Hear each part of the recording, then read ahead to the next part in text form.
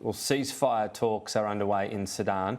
It's nearly a month after conflict broke out between rival groups, the paramilitary Rapid Support Forces and Sudanese Armed Forces. The violence has killed hundreds and displaced thousands already since it began. Joining me live is Sara, Plan International's Australia Disaster Response Manager and humanitarian worker as well. Sara, you're based in Melbourne, but you have family who had remained in Khartoum until the outbreak of violence in the city. Have you been able to be in contact with them? Yes, I have been. It was quite difficult at first when the war first broke out, but internet has been haphazard and phone lines have been on and off, but I have been able to reach them.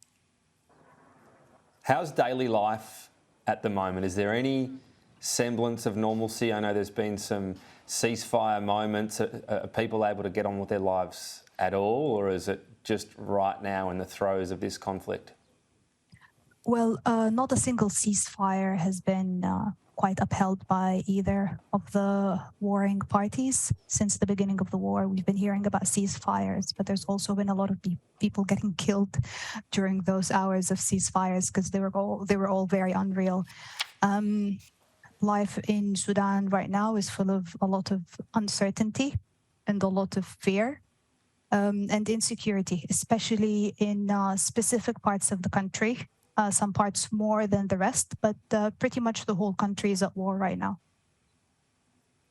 It makes a humanitarian effort in the short term, I suppose, a dire one. I believe you're heading back. So what's in most need? What can people help with? Because presumably a lot of people aren't able to work. You mentioned uncertainty of basic things such as internet. What about also food and water as well?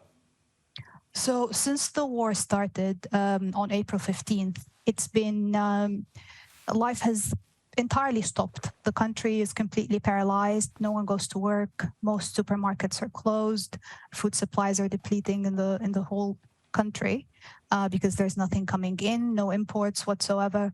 No one's going to their work. About 85% of hospitals have been closed and are completely out of service due to the lack of medical supplies and shortage of medical staff. And a lot of people are finding themselves having to flee this imminent death. It's a dire situation. We'll keep an eye on it. We have to leave it there, but we'll keep an eye on it. And people can head, of course, to Plan other sites as well if they want to help donate and try to help the country on the humanitarian side at least and hope everything else gets resolved. Sara, thanks for your time.